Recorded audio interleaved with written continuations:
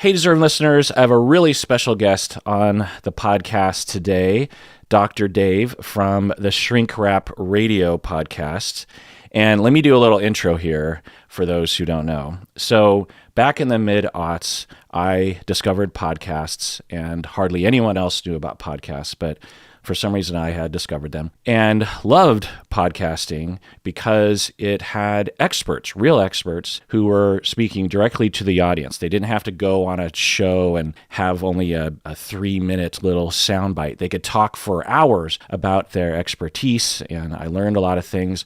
I loved astronomy podcasts. I loved science podcasts, and I also, of course, listened to psychology podcasts. And at the time, the most popular psychology podcast, and it still is very popular today, is Dr. Dave from Shrink Wrap Radio. And so I would listen to him. And there were two other psychologists, two other psychology podcasts. Those were the three people that inspired me to start my own podcast in 2008. And I thought, I'll never be able to reach the heights of Dr. Dave. Well, now that I've had a chance to check out your podcast, I have to say that you've gone up quite a bit.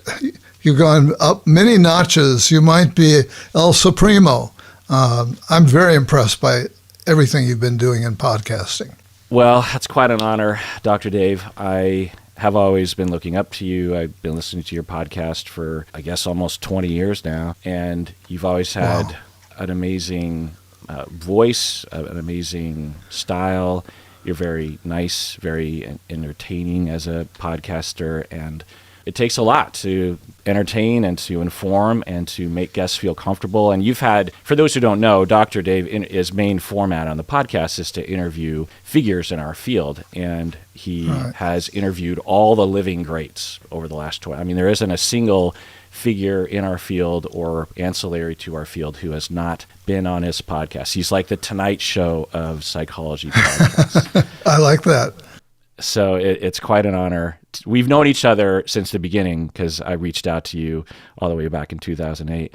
Yeah, you reached out to me and I thought, okay, psychology in Seattle. You know, it didn't grab me, you know. Yeah, it's a weird name. You know, psychology in Seattle, where's that going to go? Is that just for people in Seattle? Wow, was I ever wrong? I get so often so many proofs of my poor judgment about people. Yeah, I mean, I have a funny relationship with the name of the podcast. I've always thought it wasn't a great name, but I didn't know what else to call it. And in the beginning, I wanted the podcast to sort of be a local thing. I didn't want it to be an international thing. I wanted it to focus on Seattle and people who live in the area. Yeah. And pretty quickly, within a year or so, that seemed like a fool's errand because the internet is what it is. And if you are going to have an audience, you can't just focus on the micro audience of your neighborhood. I have a whole bunch of questions because I'm genuinely curious about this. Okay. When and why did you even start the podcast to begin with? Because I'm guessing you were the very first. I think I was. I've said that I've kind of advertised that. I put it at first cautiously out into the world. Not the first podcast, but I think I was the first psychology podcast. I started in 2005, and I probably could have gotten out sooner because 2005 was really the year that podcasting really started as a thing. There were other kinds of audio files being placed on, online, but podcasting became a thing. But I heard about podcasting I read an article, I think it was about Adam Curry.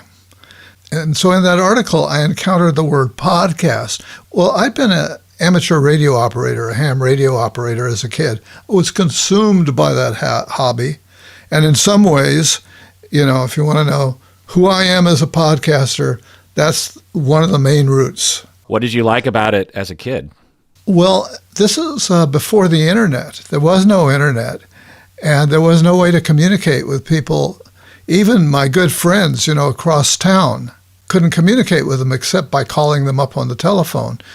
And I'd read the Hardy Boys, and there's some of the episodes in there where their dad is a ham or they become a ham operators. And I was about 12, 13, 14, somewhere in there, and I really wanted to get into that. And this is in the 60s or 50s? This is in the 50s. Were you living in the Bay Area? Are you in the Bay Area now? Yeah. Well, the larger Bay Area. Were you then as well? No. I grew up in Los Angeles. Oh, okay. I was puzzled by the term podcast because, I think I had an iPod at that time, and I knew it didn't have a transmitter in it, and I knew about transmitters and all of that stuff, electronics from ham radio. And so I got to find, what the heck is this, So I looked into it a bit, and, the rest is history, I guess. Yeah, we should also mention that my podcast started about the time that I retired from being a professor. So I had about almost a 30-year academic appointment at Sonoma State University, which at the time I arrived was Sonoma State College, but it came up in the world a bit. And it was a humanistically oriented program, which was what drew me to the place. And I wasn't even sure all that humanistic psychology meant, all of the reading and history behind it, but it had the right ring to it. I felt like, this sounds like my people. This sounds like where I want to be. Well, it turned out that it was not monolithic in any way. All the personalities on the faculty had very different ideas and really came from different places, different influences, and so on. But what it did for me was it gave me an appreciation of the different perspectives that were possible in psychology. And because I had gone to graduate school and been exposed first in a master's program to experimental psychology, and then later in a doctoral program to Freudian psychology, psychoanalytic approach, which was very, very rare at that time in academia. I didn't know where I was going. Again, I was led intuitively, and I had no idea what this program was going to be till I got there. So I know what I'm saying is related to a question that you asked me, but I'm lost. I'm trying to tell you that I wanted to do something that was broad and diverse, that I had a strong conviction that psychology is way too rigid. And, we had behaviorism, we had the psychoanalytic perspective, we had a bit of humanistic, and I thought that it's like the elephant, and the blind people groping to figure out what the elephant is. And so I've never been good at seizing upon one thing and making it that's the thing, except podcasting, ham radio, mountain biking, some things like that. Well, that makes you a really good interviewer because your interviewees range from all over the map when it comes to theoretical orientation and profession. And it shows in your interview style that you can value and somewhat understand everyone that you talk to. Yeah, I wanted to surprise my listeners. And I really didn't have a plan when I began, other than that it would be interview-based. Already done some interviews for magazines, and so I thought, that's all I knew, was that it would be interview-based. I actually invited a buddy to do it buddy style like you do, and he was a little reluctant, and so I just plunged ahead and did it on my own. That's so interesting. That's so interesting to me, how different it would have been if you had a buddy this whole time. That would have been a lot different, don't you think? I think so, because now I've gotten kind of a little bit rigid in terms of I want to do it my way. And I think of myself as a very flexible person, but as I've gotten to know myself better after all these years, I realize, wait a second, no, I do have some ideas about how I think things should work and how I want to do this. I would imagine that, because for me, I had the same instinct. I didn't want to do it by myself. And I asked my buddy, a colleague of mine, Bob, in the beginning, you listened to an episode. I did, yeah. And he actually turned me down, same as you, with your buddy. He would later tell me that he was afraid of going on the air. And so I think my friend was the same way, but because of my ham radio experience, I wasn't intimidated by the microphone. So that was an advantage that I came in with. maybe for me, because I'm a musician, I wasn't as intimidated or something. I didn't stop there, though. I immediately went to another best friend of mine, Umberto, and another best friend of mine, Lita. They're non-clinicians, though. So for me, in the, similar to you, just kind of random circumstance really set the tone for the podcast, because the podcast became a mixture of very much psychological academia geared towards other academics and clinicians, and then a lot of pop psychology stuff, because that's what Umberto and Lita wanted to talk about. And how different it would have been if Bob actually would have taken me up on it in the beginning, and how interesting it would have been. And I kind of missed that. I would have liked to have heard that progression with your buddy, because I would guess that there'd be more conversations between the two of you, more back and forth, personalities. There was a little bit of that early on. The friend who's in Denver, who had we had parallel academic careers. We met in our freshman year as undergraduates. He got his girlfriend pregnant. He had to drop out of school. And somehow through all of that, we both went on in psychology. We kept in touch all of our lives, really, off and on. And so I don't know, there are probably about 10, if I looked back, in which we had conversations, and yeah, it was a lot different. And I felt like I had to rein him in, like I wanted to keep it clean, no swearing, etc., which in the early days in particular, I think that seemed more important. But yeah, there was a different and a very special dynamic. Now, after all this time, I do have somebody I'm collaborating with who is an Oxford grad, a very brainy young woman, an Oxford graduate, I think I mentioned that, in London area.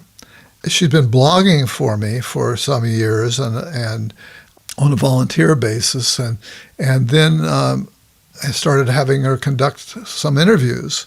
And the great thing about her is she's not a therapist, although she's had experience in therapy. And she's, like all of us, has had issues in her life. And, so the idea of talking about therapy wasn't totally repulsive to her or scary. And she's, I guess, had become fond of me and my style and of the podcast, and so was looking for a way to be involved.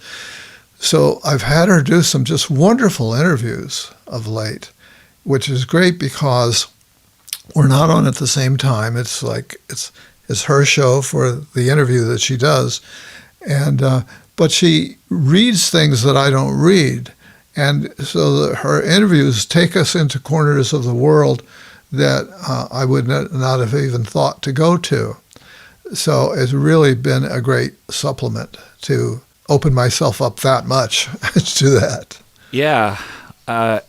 So many questions about that. My first question is, how did your audience react to that? Because as a listener to your podcast, it could be argued it's like a different podcast with her, equally as good, but very different in tone, because it's not just about the guests or the content. It's about you as a person, as like a father figure or this stable presence in your life. How did the audience react to that? I don't know. I just plunged ahead and did it. I don't get nearly as much feedback as I did in the early days. And, the people there's so much content out there now. I'm amazed by the amount of engagement that you're able to have with your audience. And I think that's stellar. And that puts you really way up at the top. I think it's kind of rare. And I'm going to be interviewing you, by the way. We might as well tip our hand here. Is that on next week, we're going to turn the tables here. Yeah, which I have to say is quite possibly the pinnacle of my career is to be honored to be interviewed on your podcast, not only because of you, but also all the figures that you've had on your podcast.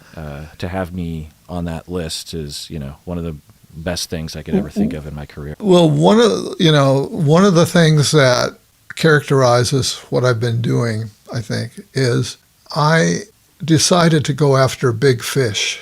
I look at it like fishing.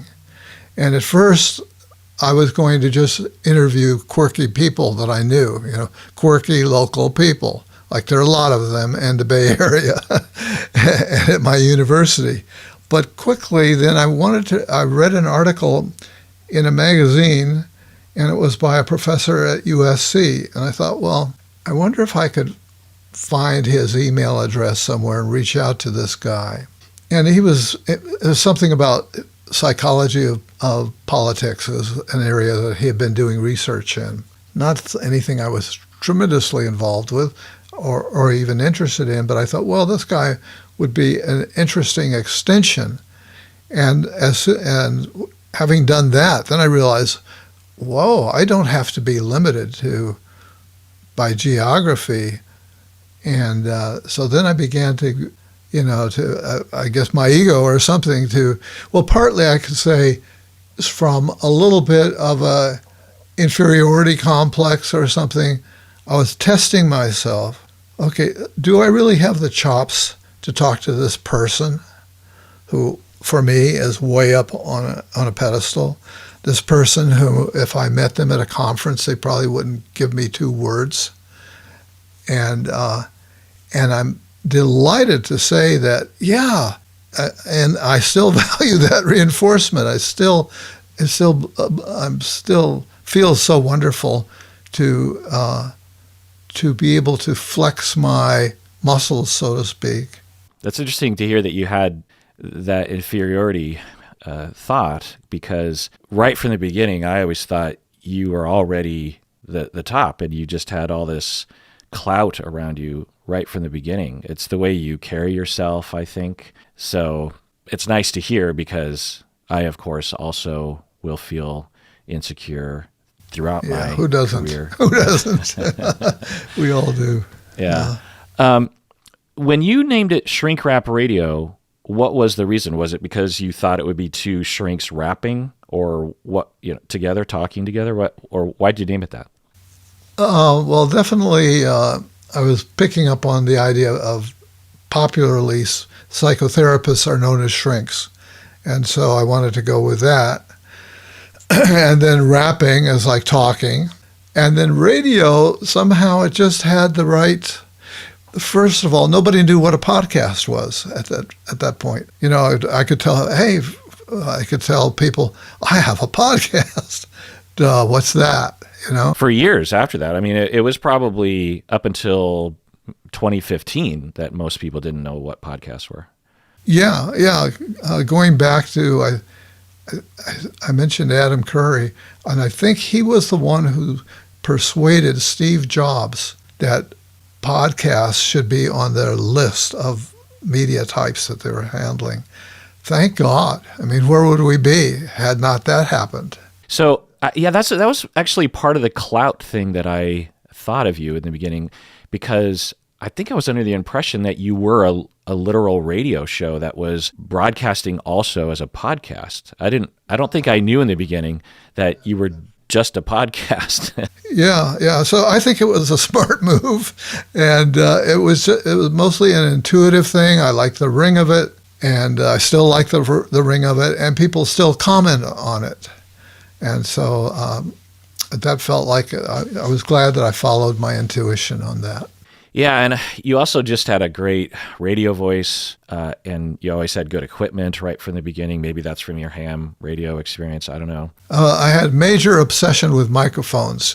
You won't believe the number of microphones I've gone through, and then sometimes gone back to a microphone. And I had I have a sister who thought that I should be a media psychologist, and she had been in Hollywood and worked for some Hollywood personalities, and so she said, let's have you make a tape, and I'll see if I can get somebody to listen to it. So this Mr. Hollywood Biggie listened to my tape and said, "No, you don't have the right voice. Your voice isn't right for the radio."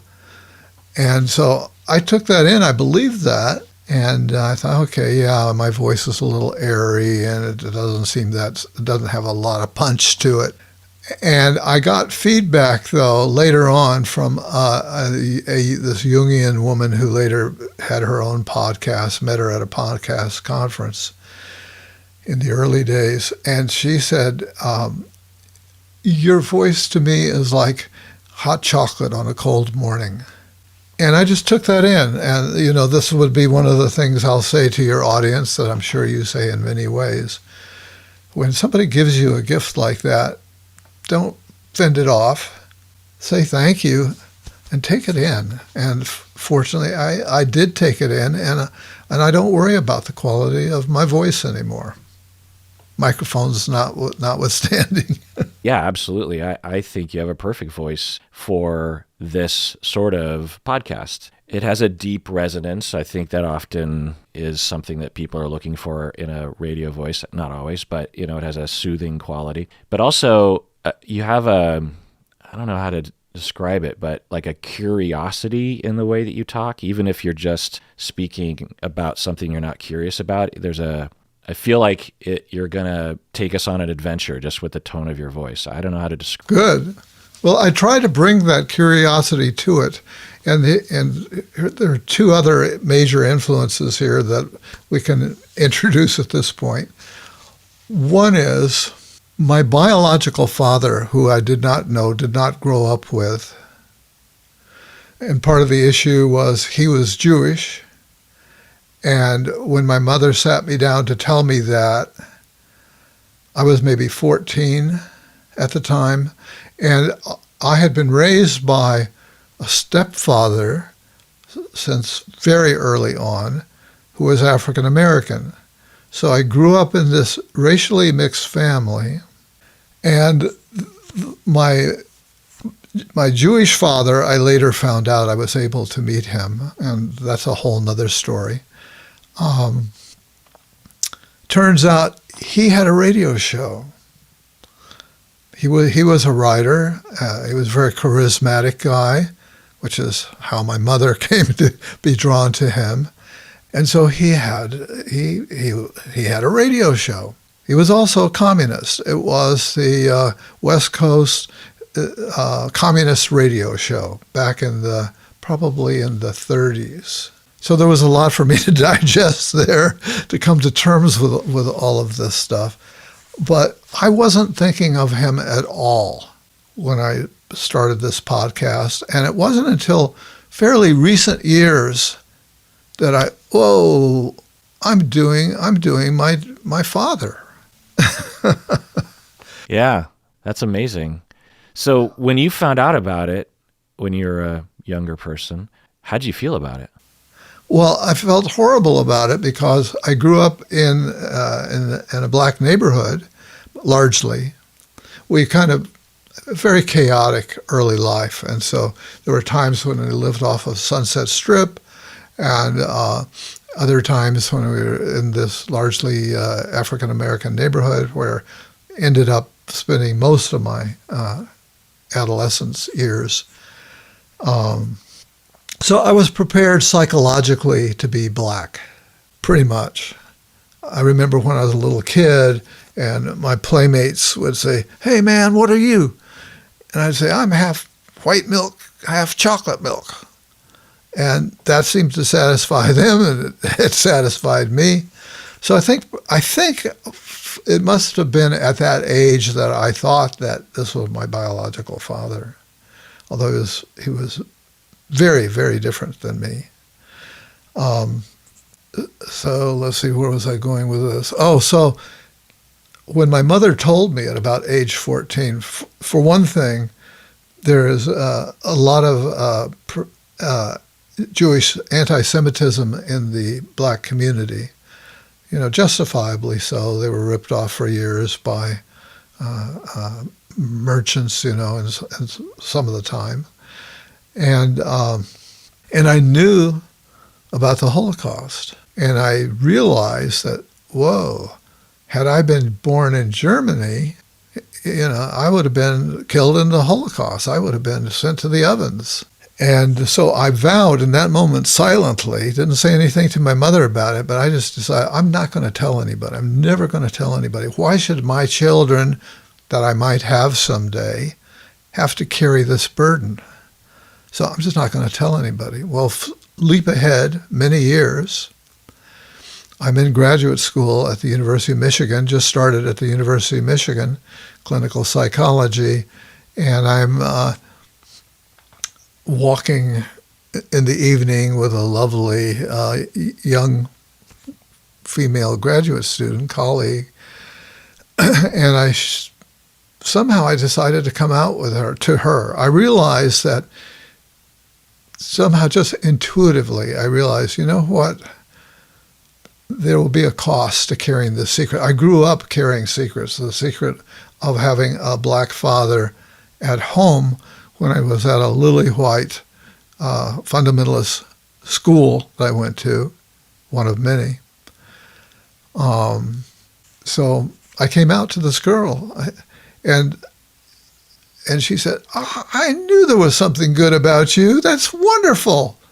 And she was just so welcoming that from then on, I've not felt the need to be at all closed about it. And actually, there's so much to be proud of in the Jewish tradition and so on, and a whole nother set of stories there. But yeah. Wow. So what was your relationship like with your dad after 14? My dad was a hod carrier. I don't know if you're familiar with that term.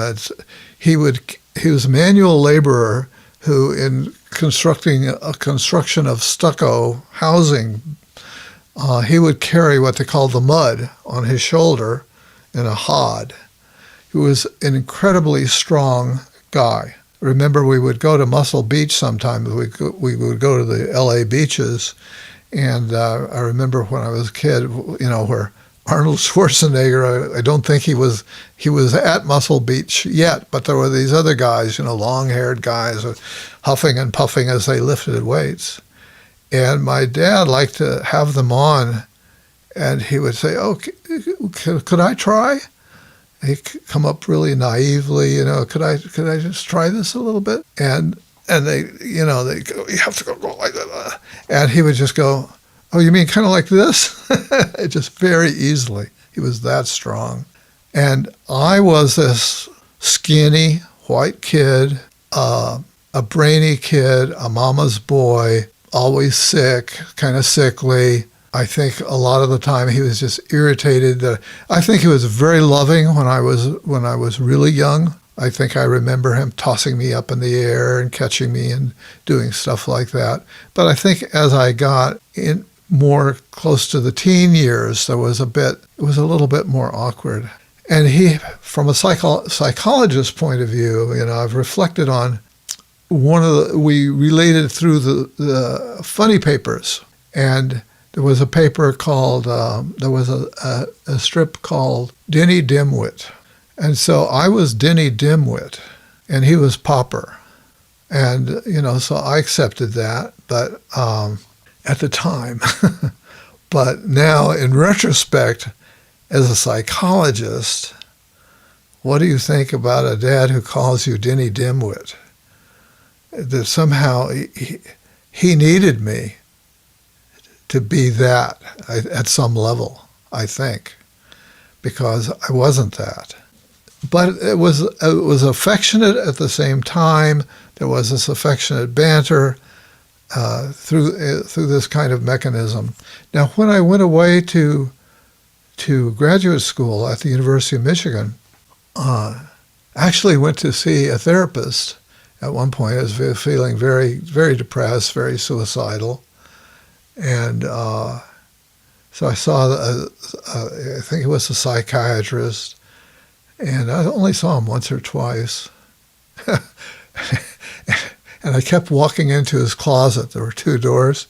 And this is embarrassing. I would get mixed up which door was which.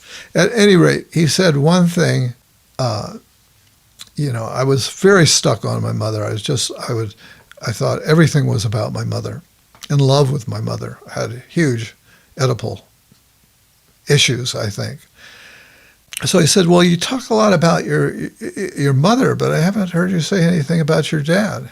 I thought, he's not that important. And what he said, the magic key was, I doubt that. Boom. Just boom, I doubt that. That's all it took.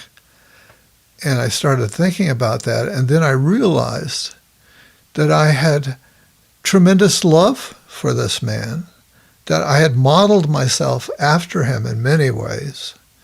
I love reading murder mysteries. He would sit in his chair at night, and he would read Mickey Spillane and all of these paperback murder mysteries. And I realized, hey, I took that on in a way.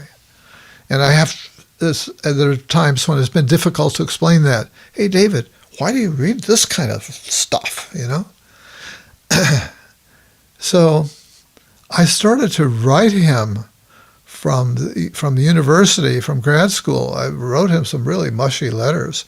And he was, I think he was very touched and very moved by them. Did your stepdad know that you were his stepson when you were very young? Oh yeah. Yeah. No, he knew that my mother had this relationship with this other man. Yeah.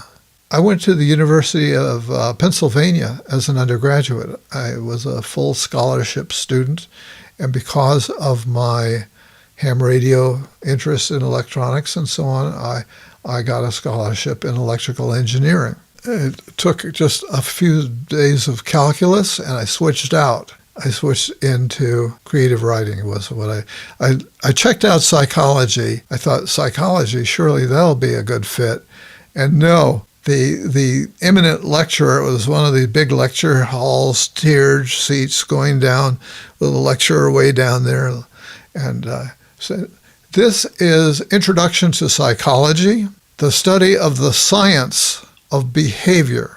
And if you are under the impression that you'll find out about your own quirks or those of your friends, you're in the wrong place. And so proceeded to prove that for the rest of the semester, which was all about rat studies and so on. So I really turned off to psychology, and that's kind of how I ended up graduating with a degree in creative writing. Then I realized very quickly that I could starve to death as the great American novelist. And I had finally taken abnormal psychology in my senior year, I think it was, senior or junior year, and I loved it. That was the psychology that was of interest. And so that's what motivated me to reach out to a master's program in psychology, but the only place I could get into was I had to go several steps down to get in and accepted into a master's program. The point I was going to make was when I was an undergraduate at Penn, I had, in my freshman year, I had assumed that I would be in a fraternity. Like all the movies, the happy movies were people in fraternities. So I thought I would be in a fraternity. But I also kind of wanted to be a beatnik.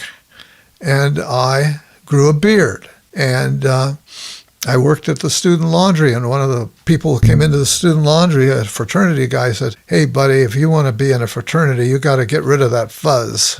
And I thought, I was student body president of my high school. I was on athletic teams. If they can't see past this beard, screw them. So there was that. The other thing was there were 36 fraternities on campus. Half of them were explicitly called Christian fraternities. The other half were called Jewish fraternities. So where was I supposed to go if I was going to go? And then as I found out more about the fraternity system and so on, I was really turned off by the whole thing. And I never did join a fraternity. But that was another place where the whole thing about Jewishness was confusing. When you were a young person, you identified as half black. right? You thought of yourself as a half black person. Yeah, when I was real little. And then when you're told at 14 that you're actually not black, right? Yeah, you're right. What did that do to you? It was more the horror of discovering that I was something worse, that I was something that I was not prepared to be. I hadn't been exposed yet to a Jewish community and so on. As I say, there was anti-Semitism in the black community. Also, my grandmother was a part of the strong maternal influence that I had. My grandmother had been was a divine healer who ran tent meetings around the country, and so a fundamentalist Christian.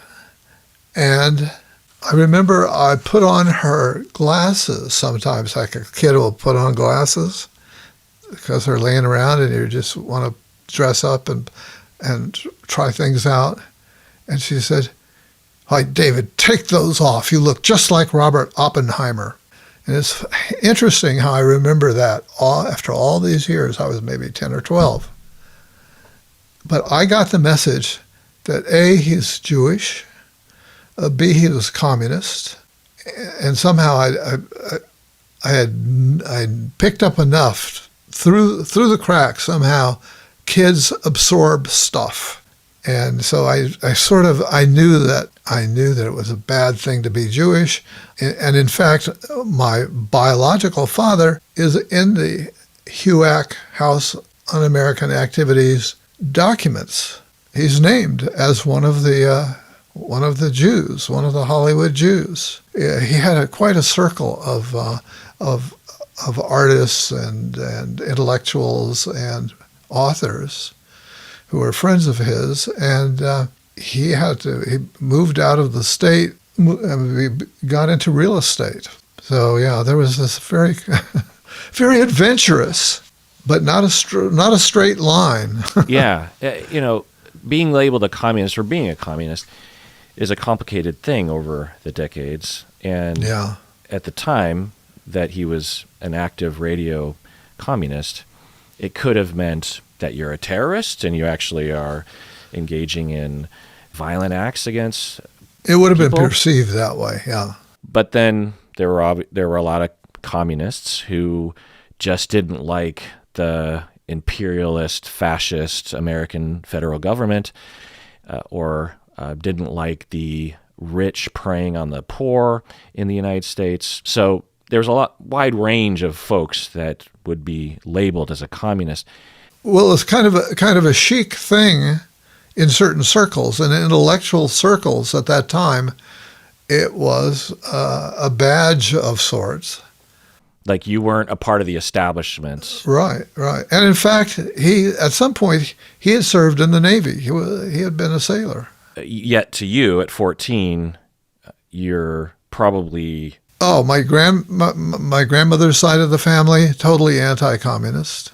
Yeah, and really demonizing anyone who would associate with communism. And they knew that their daughter had been with this Jewish communist man, and they knew that he was my father biologically, but it was never discussed. They never brought that up. Was that why it was kept from you, because of his communism, his story? Is that why they didn't tell you? I think they rejected my mother for a long time. My mother didn't go see them, and I would beg, "How come we're not seeing grandmother? She's just across the town, And for years, there was no contact. And then we would go for Christmas sometimes, and our stepdad, my black father, would have to wait on a street corner somewhere while we hung out at grandmother's house, because she couldn't have the neighbors seeing, that her daughter had married a black man, blah, blah, blah. Well, I want to get back to podcasting. What kept you going throughout the years? Because, there's not a lot of money and fame in it. So what kept you going? Well, I loved the doing of it. I think, as I say, it was very reinforcing to be able to talk to these people, these eminent people. And I guess I've always sort of pushed against the limits to test myself, to kind of prove to myself, that I am good enough, right? And so, particularly coming from such a weird background, okay, I am acceptable in the white world, maybe. And so another whole chapter here that we haven't touched on is I got involved in market research, and I saw something about market research in your bio. That's funny. Another parallel. Yeah, that was my first job my first real job out of college was in market research. Well, when the computer thing took off in the early 80s, I would say, I was kind of kicking myself in the head, so to speak, to say, oh, geez, this looks like it's really exciting. I should have become an engineer. I could have been right in that place. How can I get involved in this? And I had a grad student who had been putting on a career change workshop for his master's thesis, and he invited me to take his workshop, and I did, and it got me really into the concept of networking.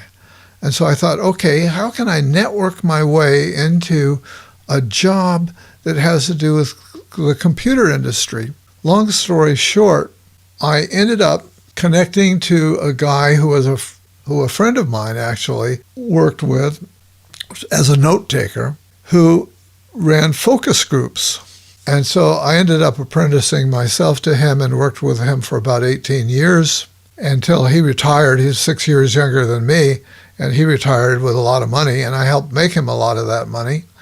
And I got to run focus groups, and again, it was a thing of, okay, can I cut it in this business world? Doing focus groups for companies like Clorox and, major brands and so on. And you were doing this while you were a professor at the same time? Yeah. And doing it a little bit under the table. I thought, okay, if they discover this, I'm probably not supposed to be making this money outside or spending these hours outside. So I had enough freedom at the time that I could kind of take an occasional trip to New York or Boston or someplace to run groups, San Francisco. And Tony Wolf, the guy who I was apprenticing with, gave me he was very talented, a genius guy who gave me really straight feedback.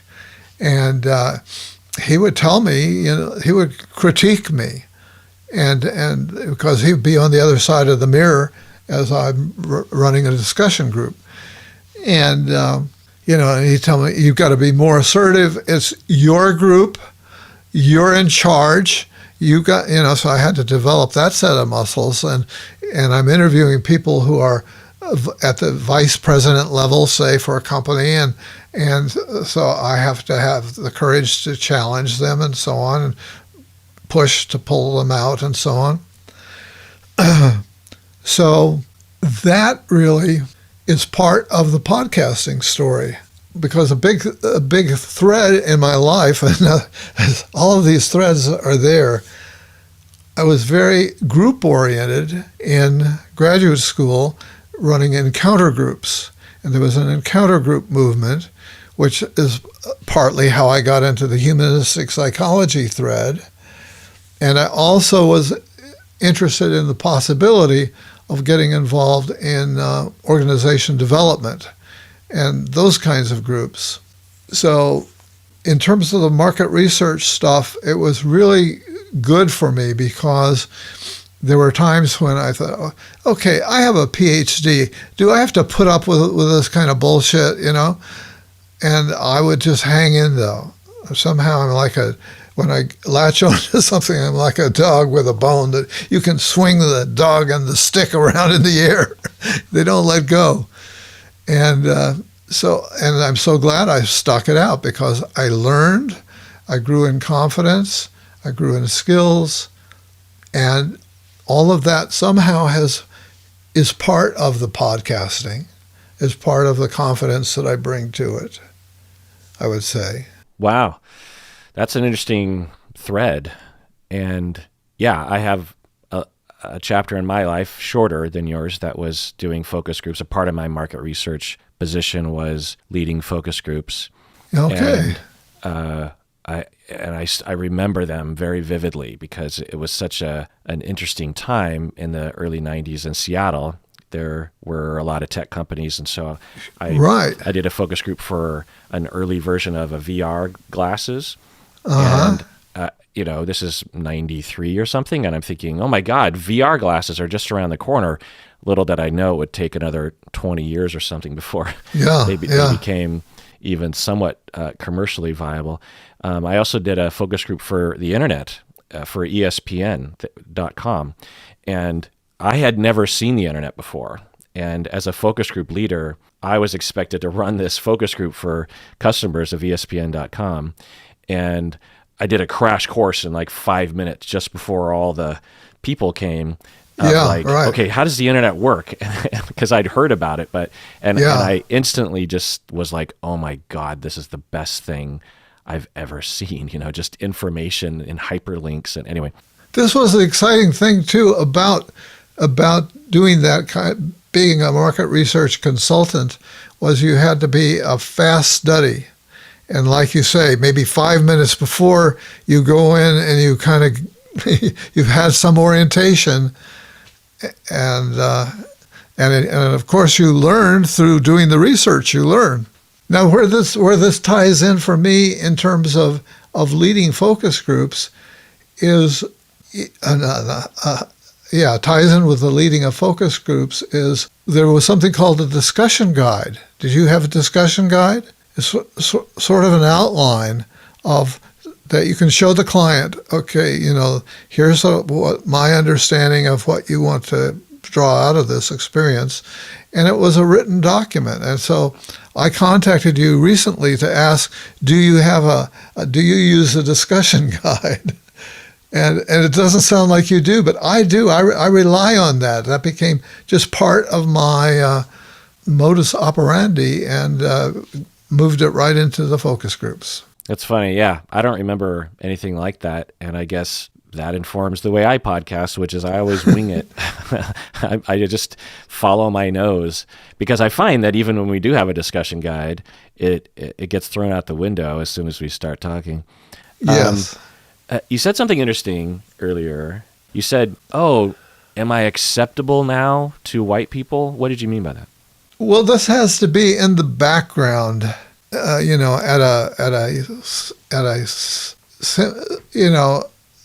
speaking as a therapist who's therapizing myself, who's developing insights about myself over the years, particularly at this later stage of life where I'm looking back a lot and I'm kind of seeing the puzzle pieces come together. So I would say that was there was a drive there to want to be acceptable to a larger society, and in this white society that we live in, and also in the Jewish society. I'm married to a woman who's very Jewish, who's a Jewish expert in the area, and I was engaged to a couple of girls who were born in Germany, and I went to Germany, and I'm sitting with, I've had a father-in-law and an almost father-in-law who served in the German military, and so that can't be accidental. Yeah, what is it that you think you're trying to work out? I think that I'm working out peace in our time. I'm working on trying to gain acceptance, and I had an early first marriage with a young woman from the Philadelphia Main Line, and her father was a titan of industry, a vice president of Pet Milk and president of Whitman's Candies. And there's a whole nother story here, but I was not able to win his favor. We got caught out sexually involved, and I got kicked out of his house, and so on.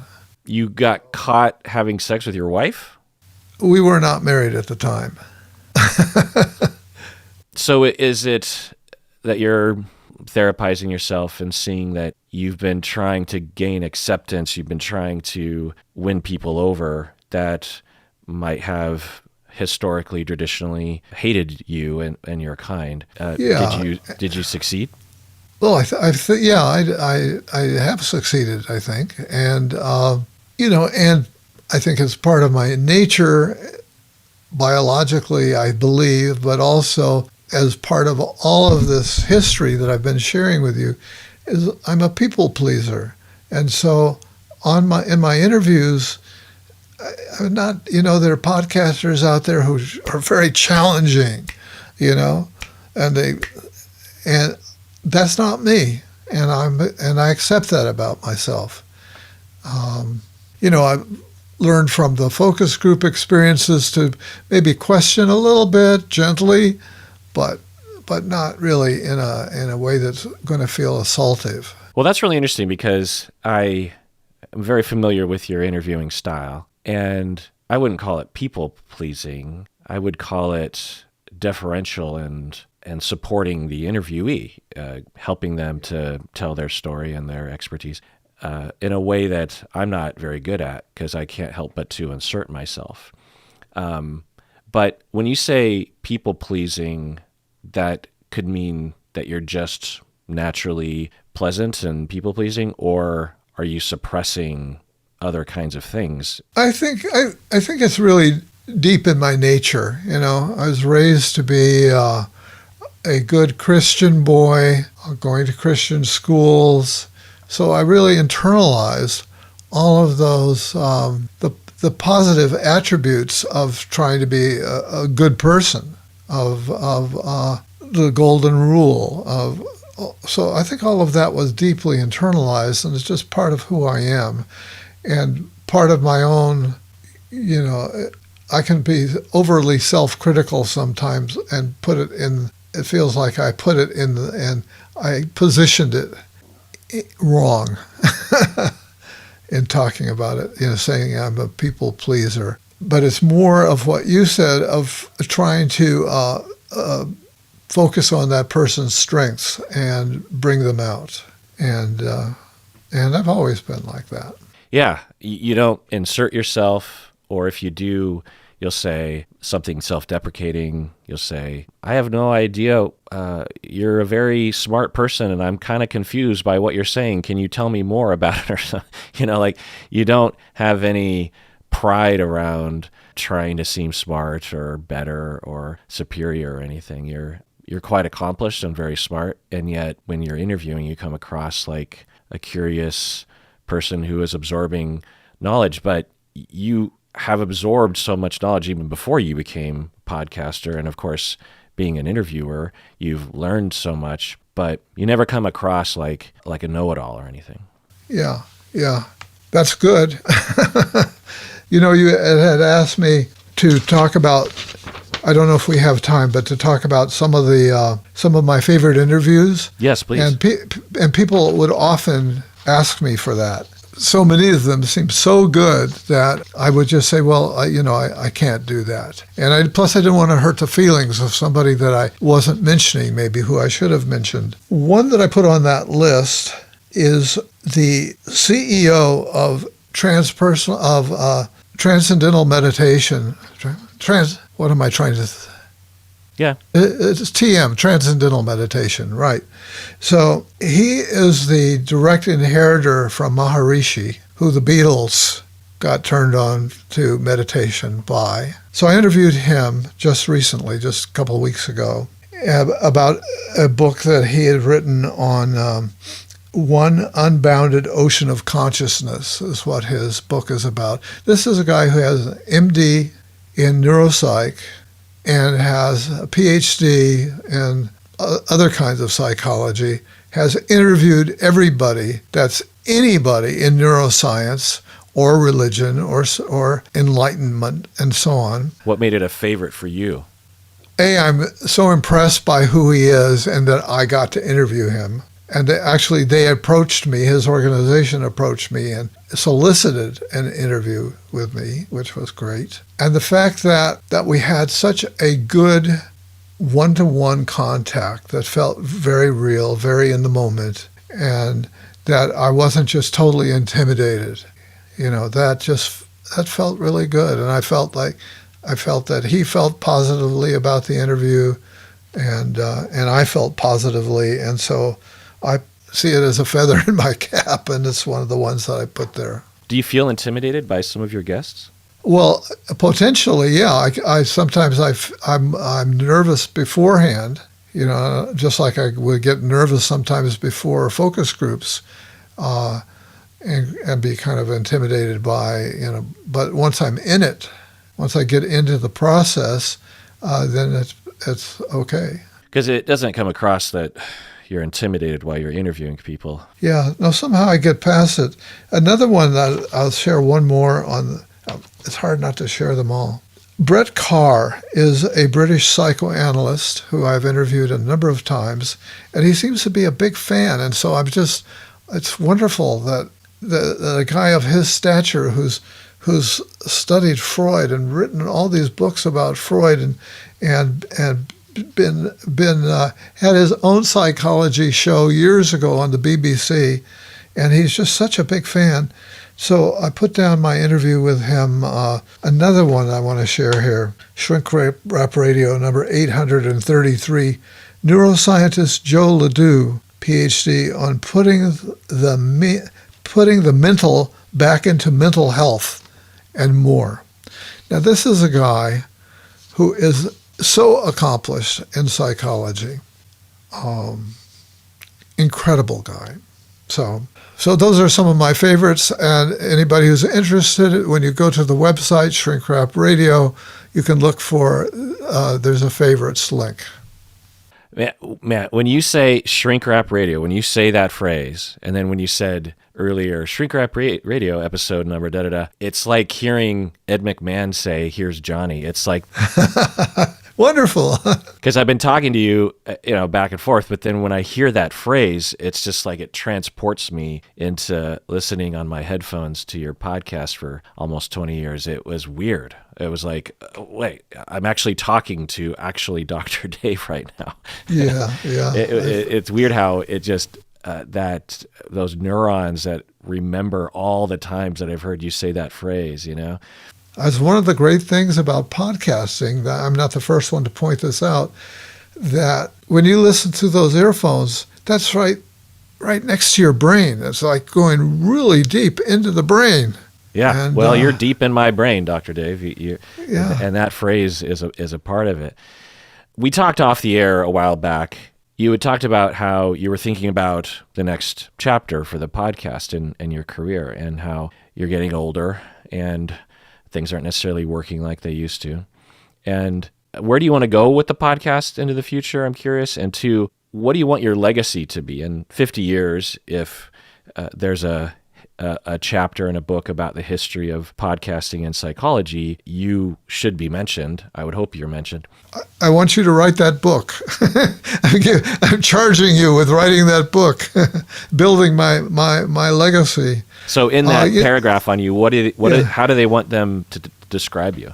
I did go through a period of thinking, maybe this has monetary value. I never really got into it. I never thought about money when I started. And then in the evolution of podcasting, going to conferences and so on, people were talking about monetization, and this became the big thing, monetization. How are you going to monetize? So then I started to obsess about that a little bit and make my own efforts towards monetization, but not in a big way and not in a very successful way. So then more recently, I thought, well, maybe Shrink Rap Radio has some monetary value. Maybe I could monetize it. Maybe there's somebody who would want to buy it, somebody who's starting out in podcasting, and they could buy this ready-made, high reputation thing. But then COVID happened, And I realized somewhere along there in COVID that, hey, this is really important to me. This is nurturing me. I'm getting so much out of this. I can't imagine not having this, not having these contacts.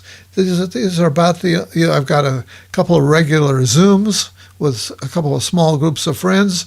And other than those, this is it in terms of my contact with the profession and just my contact person to person with other people. And so, no, I'm not going to sell it. Got no interest in selling it. It's too important to me. So there's that.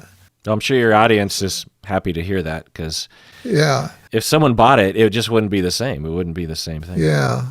So then I started to think about, well, now when I was thinking about selling it, the person who raised their hand was Isabella Clarke, the London person that I mentioned who's been helping me with blogs and so on. And she doesn't have any money. And she said, I would like to buy it, but I don't have any money.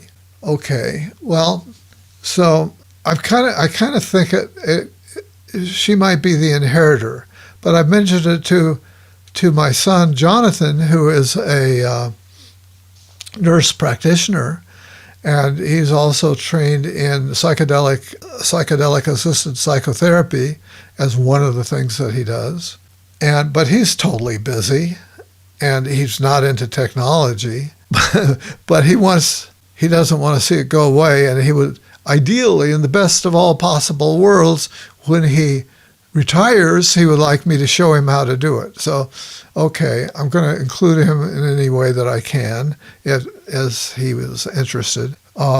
There is a very worshipful fan who is as important to me as I am to him in Tehran, who is a therapist. He's a psychoanalytically trained psychotherapist.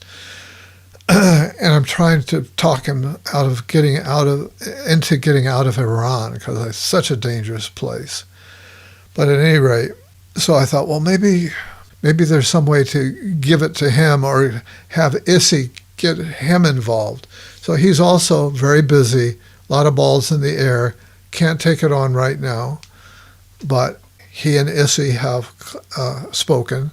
So what is your hope that someone who cares about the podcast, who you trust, that you know well, will carry the torch? Is that what you're hoping? Yeah. And it's looking like it's going to be Isabella Clarke. And so the other thing, of course, is that some time back, one of my guests, Tony, I can't quite pull his name up, I interviewed on deliberate practice in psychotherapy, which is an important movement for the training of psychotherapists. He said, you know what, these interviews are so important, they've got to be saved somewhere. People might, 100 years from now, they might wonder, well, how were therapists thinking? What were they talking about back in the 90s or in the 2000s? And so I approached Sonoma State University saying, can I give this to you? And they said, no, we can't take it on.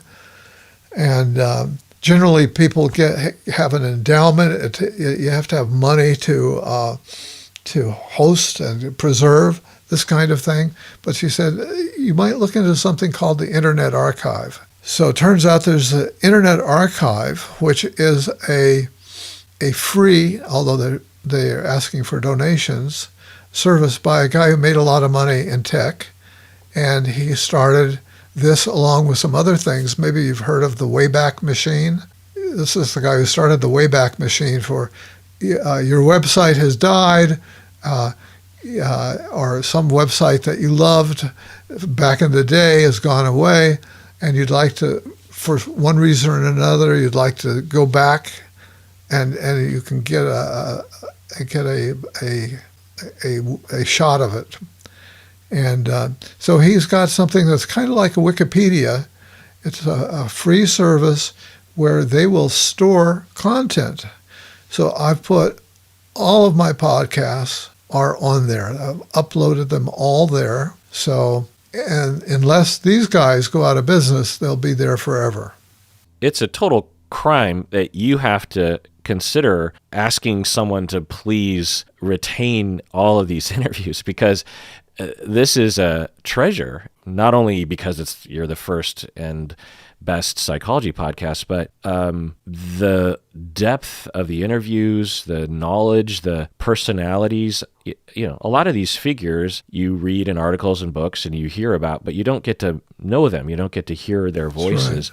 Right. And also the things that they get into are off script. They start not only in their personal lives, but also just other background academic and research and theoretical ideas, little ideas that inspired them. I'm sure that there are listeners to your podcast who would like to help somehow, whether it's a GoFundMe or someone that steps forward or I step forward. But if you're left and no one can actually do what you want to, whatever your wishes would be for the future of your podcast, I'm guessing there's dozens of people that would be willing to volunteer their time for that. Well, I'm not aware of them, and I would look forward to brainstorming with you more about that. So getting back to that paragraph written about you in 50 years, what do you want it to say about you? Just all the good stuff that you've said here. Well, what did you always wish? What gets you up in the morning? What's the purpose that you are trying to enact? Well, ideally, I'm looking to continue to have good meetings with people. That's become more and more important to me as I enter into my intellectual decline due to age and illness and so on. Is to not worry so much about the content, but on the quality of the interaction and on the rapport, and to continue to develop that in the service of bringing their work forward. And so that's what I get off on. And now I know that one of the ways that you've built your success is by using Patreon and offering a lot of bonus and extra content, and you really deliver. I don't have the energy to do that at this point. I don't know if I ever did, but so I don't have the energy to create additional interviews or other kinds of incentives. So that's not going to be part of the picture for me. But I will just keep doing it as long as I can do it because it's my mission to propagate psychology, to propagate a broad view of psychology, a soulful view of psychology. I mean, a humanistic view at the deepest level. And for a long time, I was reluctant to use words like soul, but, and for a long time, I rejected the early religious training, indoctrination. Now I've kind of come more full circle. For one thing, there have been so many synchronicities in my own life that it's felt like it was guided or something was happening at an intuitive level. So the most I can say about that is I can't say anything about God or higher intelligence, although I'm verging in the direction of a higher intelligence. I don't know. It seems like there are patterns in the universe, in consciousness. One of the things that I really got in my interview with Dr. Tony Nader, the Transcendental Meditation leader, is the thing that makes his universe that he's proposing, what makes it work, is that the fundamental unit is consciousness. So in other words, he doesn't have to, you have to assume something, right? And the building block assumption for him is consciousness. And I think I can be on board with that. So I'm trying to serve consciousness and human aid. My grandmother published a newspaper called Healing Hope. I realized that was another one of my realizations after many years was, oh my God, I'm doing Healing Hope here. Even though I'm not preaching, I'm not putting out a specific message, but I feel like behind the message, behind what I'm doing, something's coming through. What do you hope is coming? I mean, I could tell you what I think is coming through, but what do you hope is coming through? I think what you've said, I think the feedback that you've given me is what I'm talking about.